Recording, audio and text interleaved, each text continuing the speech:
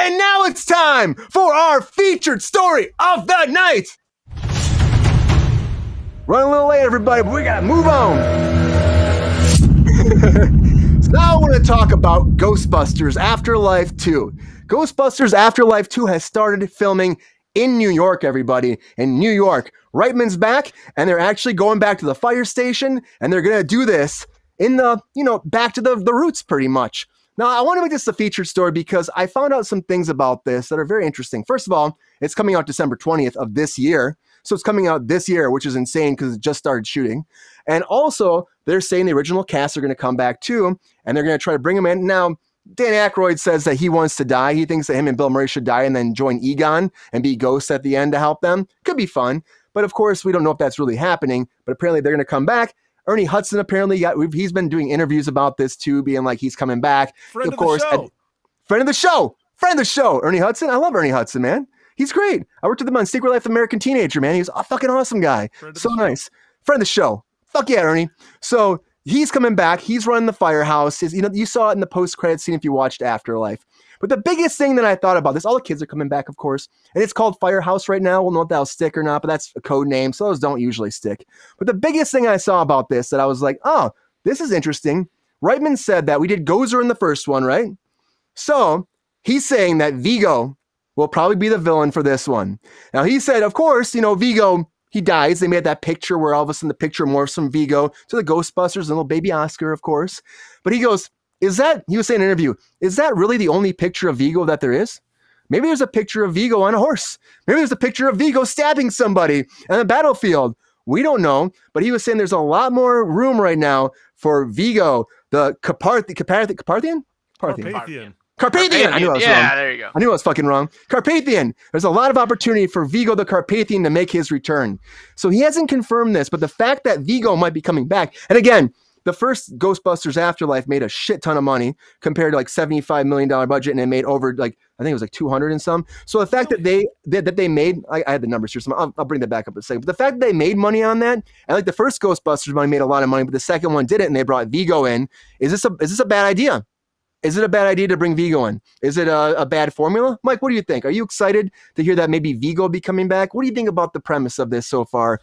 And are you excited about Ghostbusters? Back. Good point. Does this mean that every picture of Vigo the Carpathian potentially has a bit of his? Is it like a he who shall not be named situation? We got Horcruxes all over the place. I mean, it could be. It could be. I mean, he's a brooding motherfucker. I went to see Afterlife in the theater. It's a perfect, cute afternoon weekend movie. It was exactly what I needed at the time. I thought it was terrific. Great family movie. And I talk sometimes about family movies that the whole family can enjoy. Like, because I don't think that we have in the 90s. I think that there was a lot of stuff that was geared that way. And now it seems to be, unless maybe some animated features that are for everybody, it kind of skews one way or the other. And I think this is cute and it's nostalgic, and maybe, just maybe, they're using the second one as just to launch pad McQuack that Ghostbusters cartoon.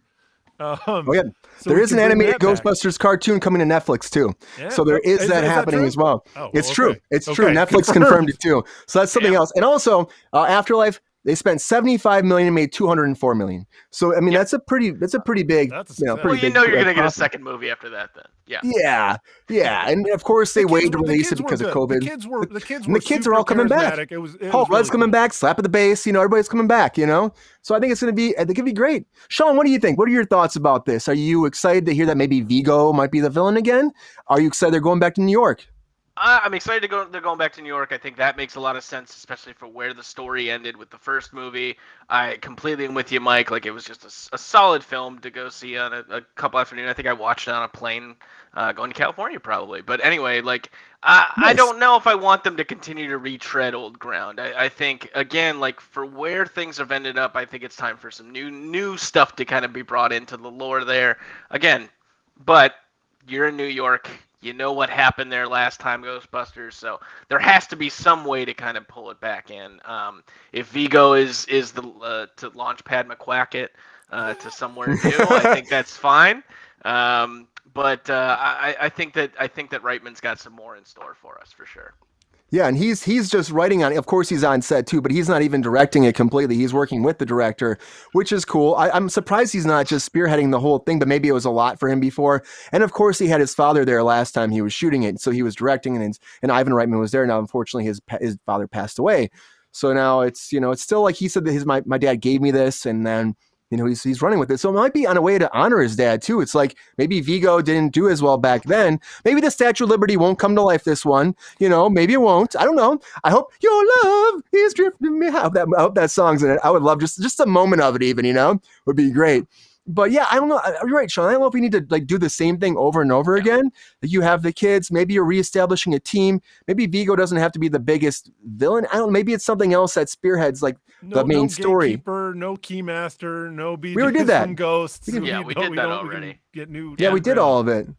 Yeah, so but it's still pretty cool for me. I'm like the fact that they're already in production, it's coming out this fast is pretty great. I mean, the first one they shot pretty fast too, but they waited because of COVID. They had to hold off for a while, so that's just how it went back then. We went a lot of that delays. But yeah, this is happening, everybody. Ghostbusters. If you love it or hate it, Afterlife 2 is coming. I'm pretty excited about it. I think we're excited to see what happens. You have those kind of numbers. You're getting a sequel. Hopefully it doesn't fall in the line like Shazam, because Shazam had great numbers too. It made a lot of money the first time, and then the second one fucking sucked. That's what they say. I mean, I hear it's great. But I'm gonna watch it and I'll let you know what I think. But I mean, it's Shazam.